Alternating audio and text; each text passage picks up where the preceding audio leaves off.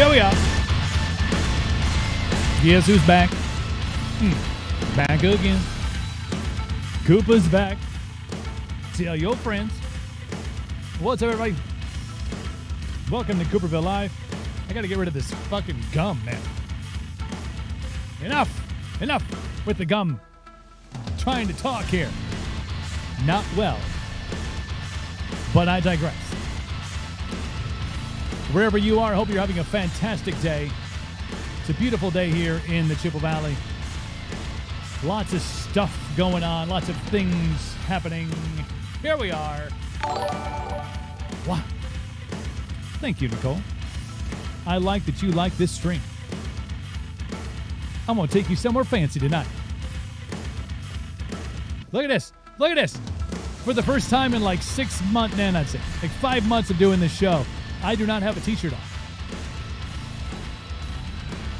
Give me a...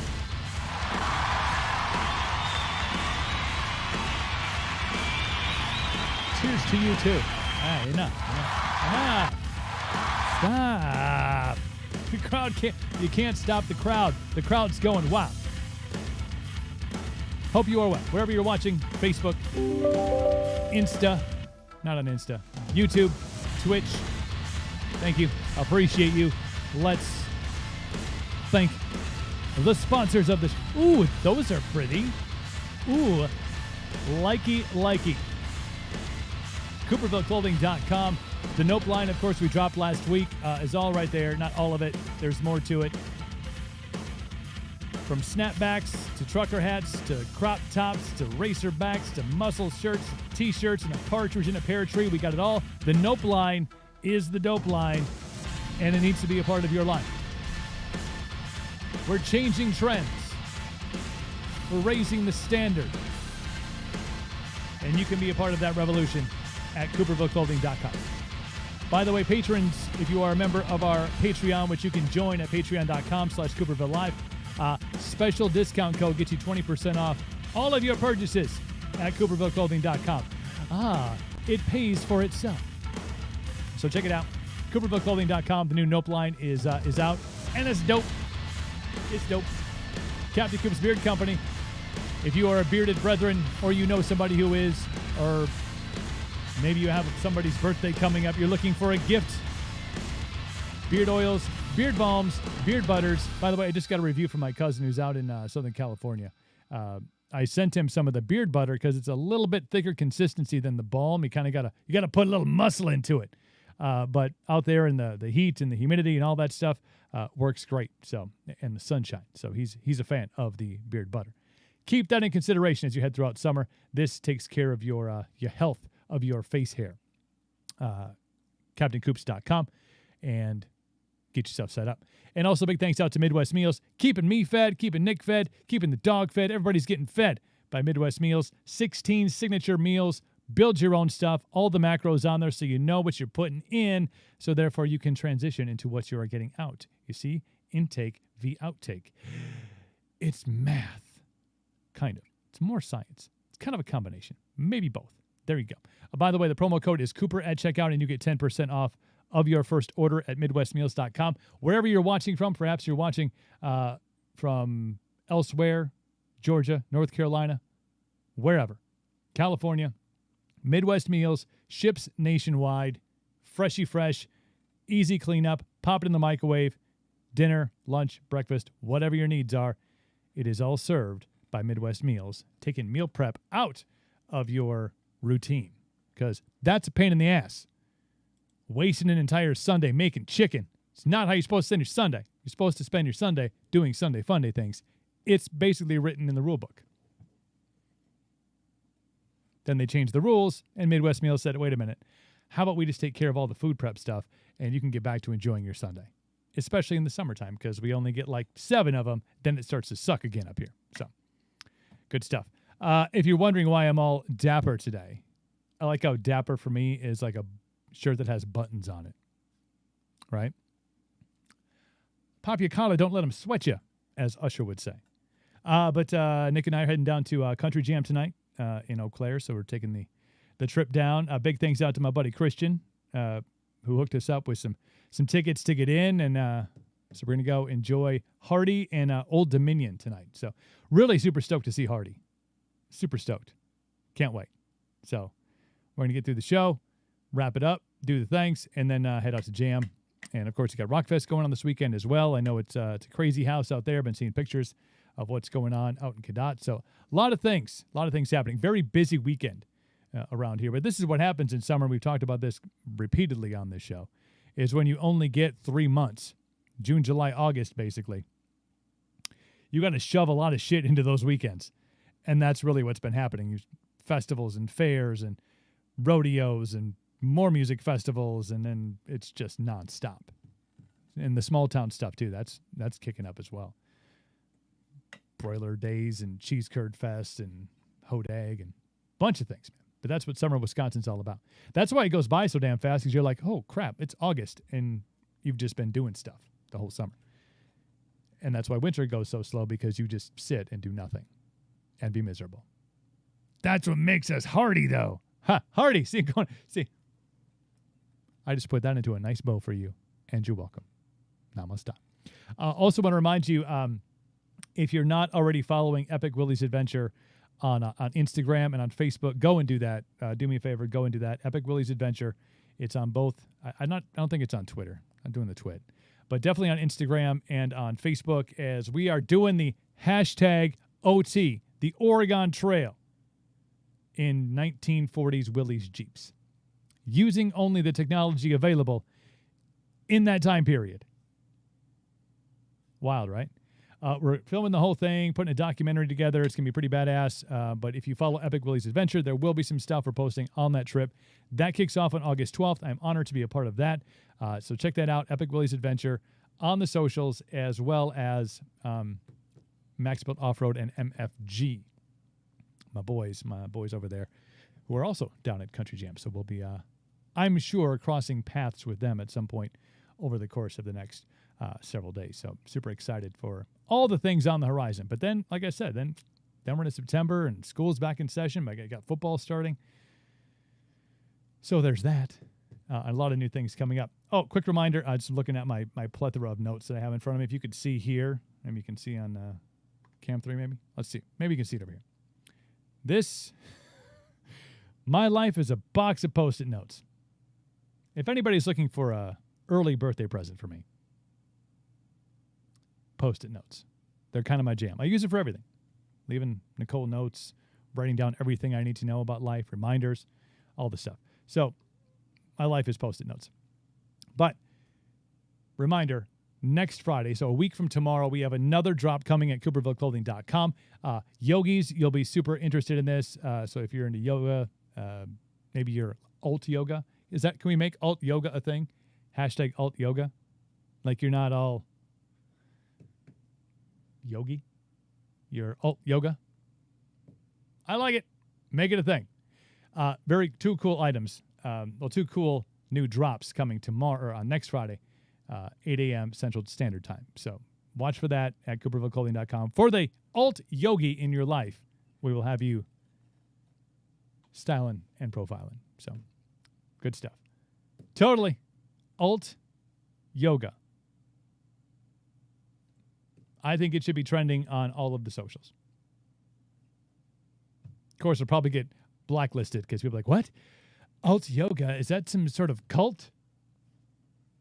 Maybe it is. I'm down with it. I got free time. We can make shit happen. I like it. So wherever you're watching today, I know like everybody is out doing stuff. So enjoy. You can always rewatch the show at a later time on YouTube and on Facebook and on Twitch. I think Twitch is only there for 14 days though. So I don't know. We'll see. Anyway, so those are the reminders. Very excited for today's show, as in just a couple minutes, we're going to be joined by the man who had the #1 Christian Hot AC song in the country on Billboard's charts last week. The song is The World Is Not My Home. His name is Branan Murphy. He'll be joining us live from Raleigh, Durham, North Carolina in just a moment. So we'll chat it up with him. Lots to get to. Hugely successful artist. If you haven't gone and checked him out, Branan Murphy, Branan Murphy. On all of the places that you stream music, you can go and check it out and see what he's got going on. Pop, hip-hop, like wicked vibes, wicked beats. It's good stuff. So excited to talk to him about all the things that he has going on in his life. I mean, just had a #1 song.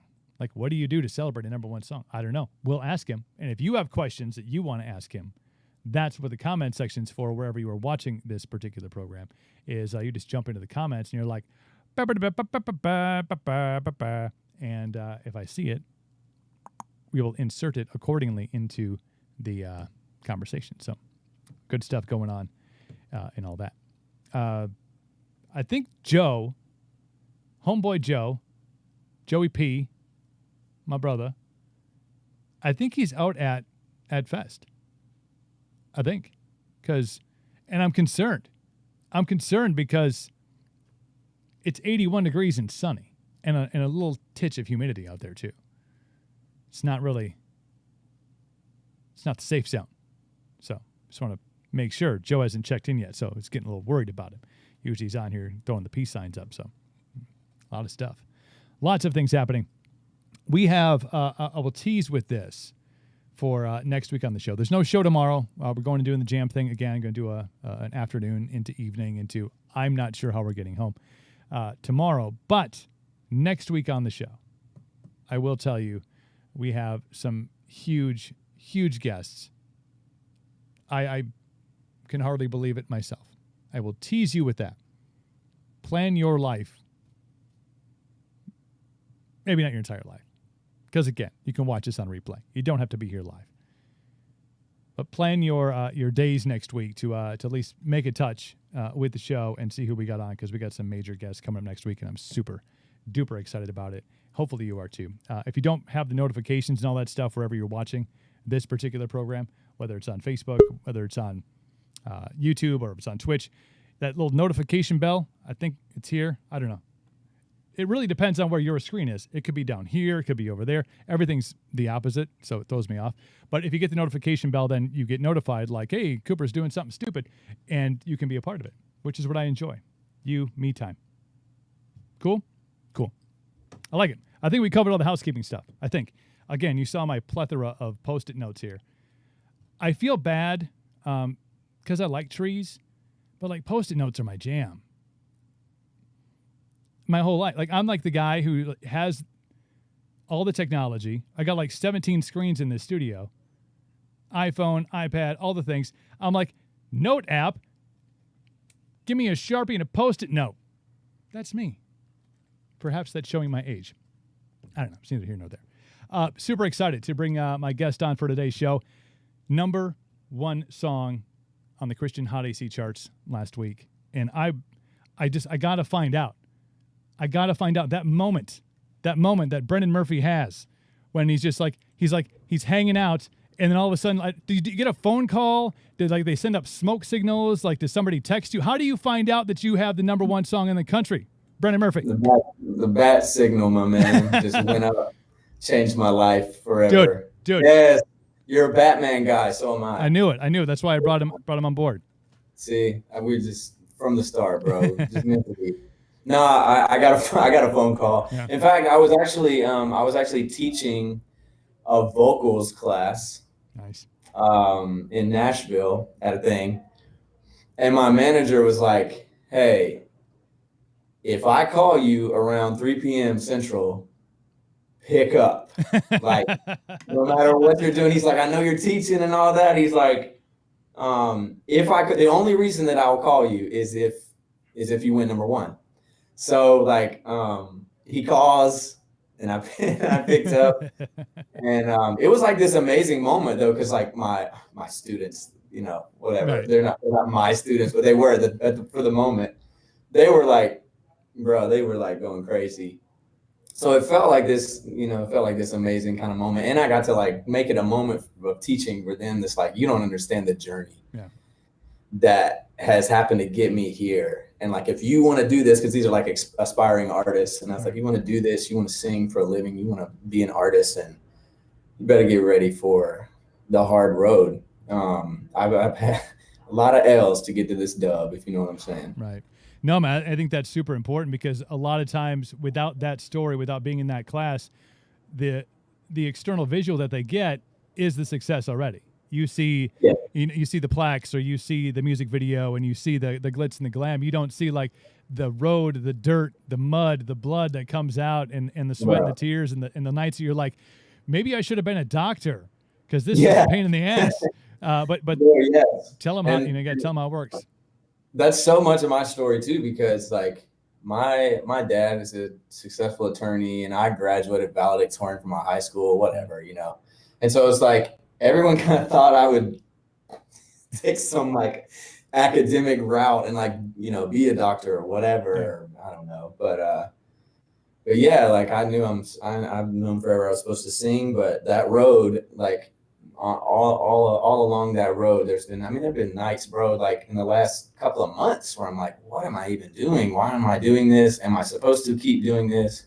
I've been praying a lot over the last couple of years in particular, definitely this year, for like, God, please just affirm that I'm doing what I'm supposed to be doing on this earth, and that I need to be doing this music thing. And I played the best show of my life last week. Sold out my merch, like connected with all these people, connected with different artists, like, and then like the second day that I'm in Nashville, my song goes #1. So it was just like affirmation after affirmation, like, and you just need those little wins to keep going, I want to talk to you about that show, because I saw the video you posted about being back. How did that feel? Obviously, it's been an interesting year and a half, and of course the biggest thing that was really taken away, and I think a lot of it gets lost in the gravitude of everything that's going on.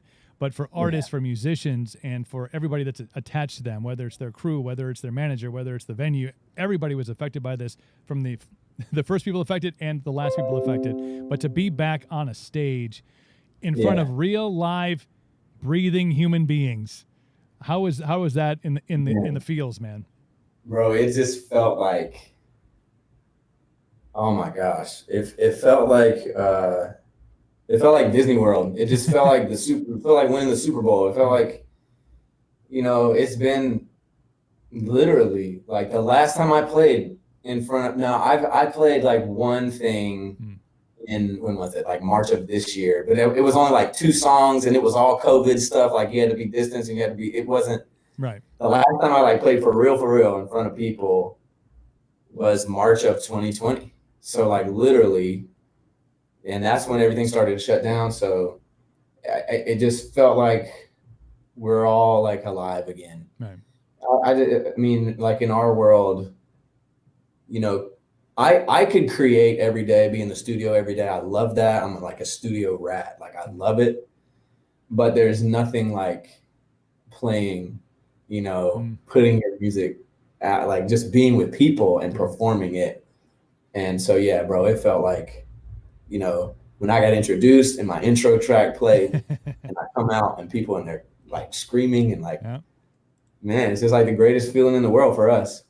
I had a chance to MC a 3-day music festival a couple weekends ago, and it was the first time that this festival, it's been going on for 35 years, obviously not last year. But I could tell from the artist perspective how gracious they were to be back. I mean, there are moments, and I've been in radio for 20 years. I've been doing this, talking to artists for the last 3, and been to concerts my entire life. You can tell when it's unscripted, when everything just stops, and they're like, oh, we're doing this. They're totally absorbing that moment. But for the fans, from the fans' perspective, I mean, I think it was an equal balance, because the fans have been missing out on that element. And obviously it's the connection with the artist. It's the connection with other concert goers, people that feel that energy at a live show. So I imagine for you, and I can tell that you have like this empath thing where you're like picking up on other people's vibes and stuff. So I imagine you're feeling their feelings at the same time. That's a double whammy. It's all about the room. Yeah. It's like, and the energy in that place was just, and I say like I played one of the best shows, because I said that earlier, like I played one of the best shows that I feel like I played in a long time. That may or may not be true. It was just the first one. But energy wise, it felt like, I felt like it was, one of the best I've ever played. Yeah, it was, I mean, there's just nothing like that. We live for that. So yeah. I want to take you back. You talked about being a valedictorian in your high school, and making that decision to really dedicate yourself to a life in music, and you've experienced it, and I'm sure that road was not paved. The whole road was not paved. There's a lot of dirt and mud in that, but to make that decision, knowing that you obviously have the brains to go off and be like, well, the route that seems the path of least resistance is to go this way. Yet to have the passion level for music and to do the music that you wanted to do is the path of probably most resistance. Tell me about making that decision to go, nah, this way looks good. I'm gonna travel this road. Yeah, it literally was like it would have been the easy way out for me to go to school, and like school came easy to me. So like I could have done that and made money and done the thing. And like, but I really believe like that people should do the thing that they can't help but do. You know what I'm saying? Like I feel like you know, that's why I made the decision to do music, because I don't think I can do anything else. Right. Like I don't think I could live with myself, I guess. Yeah.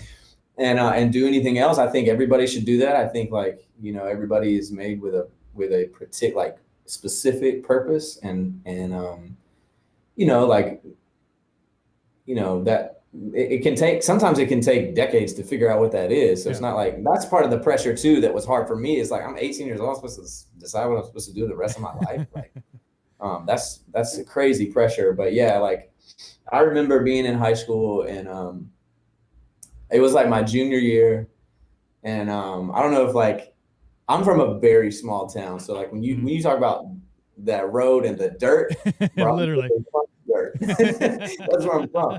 So but yeah, my high school, we did in our junior years, everybody did a career project. And it was like you had to pick, and our teacher like gave us a bunch of, you know, like careers basically to choose from to do a project. And I was like, man, I hate this list. I don't want to do any of that. I really don't. Yeah. And that's the moment that I think I was like, I'm going to do this. I was 17 years old, and I told my best friend at the time, I was like, man, I think I want to sing.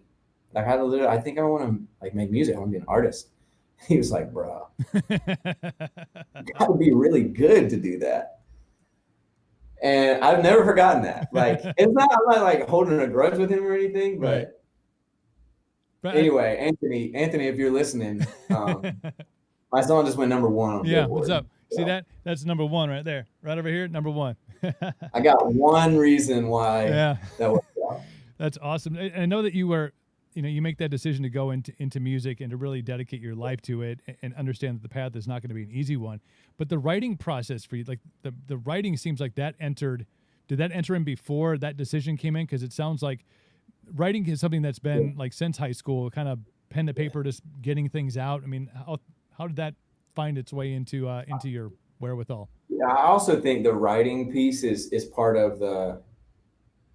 I don't think you get to decide to be an artist. I think you just either are or you aren't one. Yeah. I think that like, because for me again, like I've wrestled with like shit. You know, I told you like this on this road, you wrestle with like, should I be doing this? Could I do something else? And even like in the toughest times that I've been through in this whole journey so far, I still write songs. Yeah. Like I cannot turn it off. Like we're about to go on vacation. We're going to California next week. And like we'll be there for like 2.5 weeks.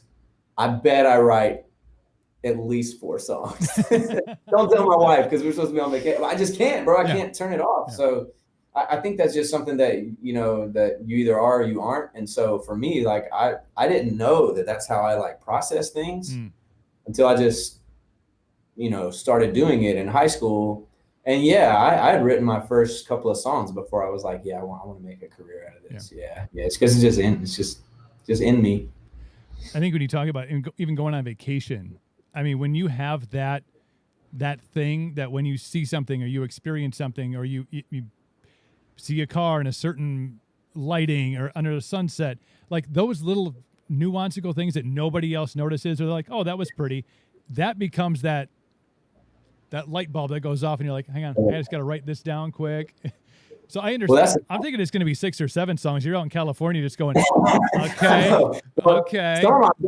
Some of my best writing has been when we're out there. My wife's family's from there, so like we were out there multiple times a year, and so we love it out there. And yeah, inspiration is everywhere. California is one of the most inspirational places in the country, at least. And it's not just like things in nature. It's just like for me to not write songs, I'd have to just like be asleep all the time, you know? Yeah. Like where my eyes aren't open and I'm not paying attention to like other people's lives or like the world and what's going on in the world. And just like, you know, artists are sometimes tortured souls. I heard someone say that. I feel like that's an old, somebody dead and amazing said it first, probably. Yeah. But I think we can be like tortured souls because we see the world in a way that other people don't. And, you know, like we're like putting that in front of people, and like, you know, your reaction to how I see the world is like part of my livelihood. And so yeah. It's just a crazy, never ending kind of, you know, my times like when I just get alone and, you know, just so many like emotions and just thoughts like about the world and, yeah, man, it's like the greatest blessing and like a curse too, because, you know, if people don't like the way you see the world or don't grasp it like you do, it can hurt you deeply, you know. We were just watching, what do we have? We watched the Garth Brooks documentary last night. It was on Netflix. And he said something similar. He's like, and I think his dad told him, he's like, everything that's a blessing is also a curse. And everything that's a curse is also a blessing. He was like, that was deep, Garth. Jeepers Creepers, man. Who knew that he was anything more than, you know, what's his song? I Got Friends in Low Places. Friends in Low Places, yeah, that's that. Who knew he was so deep? Who knew? But that's so true. Yeah, I think that the world needs storytellers. I think because without the storytellers, and you obviously is one of them, for those of us who don't have that capability, the story of our lives remains in our head because we don't express it, and if we do, it definitely doesn't come out in a very eloquent way. We're like, this sucks and this is good. Like those are our two things. Those are our two go-tos. We're like, this is good, this is bad, this is okay. We have 3 storylines. But with the storytellers who observe life, you know, from a, I don't want to say a different perspective, but you look at it and it just kind of floods in, and then you're able to wrap the words around the feeling and then send it out. And that's why the connection between artist and fan is so deep, because they interpret that and they go, that's the good, okay, and suck that I was trying to get out, yet he wrote it so eloquently, and he always put a beat to it, and I can dance to it, and I can feel and let that energy out. So the world needs storytellers, man. Bro, absolutely. If you think about anytime somebody tells you a story, you're either, I would suggest probably 95% of the time, your reaction to whatever that story is one of two things. Wow, that's crazy. We literally say that all the time. That's crazy. Yeah. Or that sucks. It's one of those two things. One of the two. And, but yeah, I've always said like, or maybe just like in the last few years when people have asked me like, you know, why do I write songs and things like that? Like, where do your songs come from? You know, which everybody loves to ask that generic question that is completely, you know, open-ended and ambiguous. But I've come to the place where I'm like, I don't think I'm trying to write my songs. I think I'm trying to write your songs. I think I'm trying to write, if you meaning whoever, proverbially, yes, yep. Like I want to write your songs. I want to connect in you in such a way where you're like, that's my song. No, it literally is, because that's my role. Part of my role, as part of my role on the earth, is to tell your stories. You know, to sing your songs. So that's what I hope. Yeah, you're the conduit between observation and the story. You're like passes through me, and you're able to get it out to people. I know you've had. We talked about the road and the journey and stuff. You've had some. You know, it's so tough to, you know, what you base success on in a music career. But you've had some chart success. You've had some songs that have gone up there. Obviously, we talked about a song going #1. But and how big of a moment that was. And I think the timing of it couldn't have been better. I mean, how great to have it at that moment in Nashville with those students in there. You're like, Yeah. here is how I got from A to B to C to D to E to F to A to D to number one. Right. Yeah. But the first time you heard your song, and the road was probably tough up until then. The first time you hear your song on the radio, like, what is that emotion? Like, how would you compare the emotion for the first time you hear a song that's you? I know you do it all. You write, you sing, Yep. you rap, you produce, you engineer, you do everything. So the first time you hear a song that you created on the radio, what is that moment like in comparison to having a song go number one? It's magical. It's just like, it just feels like, it just feels like you're a part of the world and people's lives. And like, that's really what it's all about. Like, if we're not using music to connect us to people, then what are we doing? Right. Life's about people, you know? And, so I think that was like I think that's like the biggest reward for me. But honestly, I'm thankful to say, like, I've had songs on the radio a good bit now. Yeah. I can tell you, one thing that really, like, that I'll never forget is, I've had a couple of songs, of my songs on iHeartRadio. Yep. And so shout out to G105 in Raleigh, North Carolina, the iHeart station here. And so I love those people, and, you know, but it's syndicated like out of LA, and Ryan Seacrest, you know, does his show every day. So I will never forget the time that one of my songs was introduced by Ryan Seacrest. Whoa. Said my name, said the name of the song. It played right after that. I'm like, okay, that feels different. That hits so different. I will never forget that for sure. Crazy. Seacrest out. Seacrest out. That's dope, man. I love that. And Seacrest was a dude. And Seacrest, I love Seacrest. I think anyone in pop music, like, you know, we all respect and love Seacrest, want to work with him. But he's also I'm from Georgia originally. Yeah. I'm a big Georgia Bulldogs fan. Yep. Go Dogs. And Ryan Seacrest is a Georgia grad. And so he's a Bulldog. So I feel like, you know, we got that. There's a connection there. We got a deeper connection, you know. So I'm looking forward to dapping up Seacrest one day and saying "Go Dogs." I know you had that road we talked about. We talked about number ones. We talked about songs on the radio. Yeah. We talked about all the things you do. Like, your business card is ridiculous. Like, all the things. It's everything. Like, here, Branan Murphy does everything. But you also have, you know, you attach the big names to it now. You attach husband and you attach dad to that. How do you balance everything out? I don't want to say it's been easier in the last year and a half, just because those commitments of doing shows and being on the road and doing all that stuff it was non-existent, unfortunately. But how do you keep balance with all the things you've got going on, that, you know, incessant need to write when you can, but still have, you know, family time, still have husband-wife time, still have, you know, daddy-kids time? Like, how do you keep it all arranged so well? Yeah. Great question. If I figure it out, I'll tell you. No, I'm trying to take notes. No, I like, when I talk about my road being so hard, one of the main reason why it's been so hard is because, you know, I signed a record deal with Sony Music in 2016. And that was like the end of that year, December of 2016. I'd already been married for 2 years, but I had my daughter, my first child, my daughter, at the end of 2016.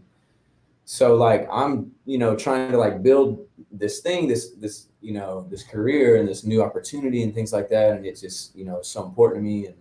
And my wife, like, she wants me to have my dreams and things like that. She's supportive, but life just kind of like got away from me. And part of the reason, you know, this road has been so hard is because I really wasn't being the husband and the dad that I'm supposed to be.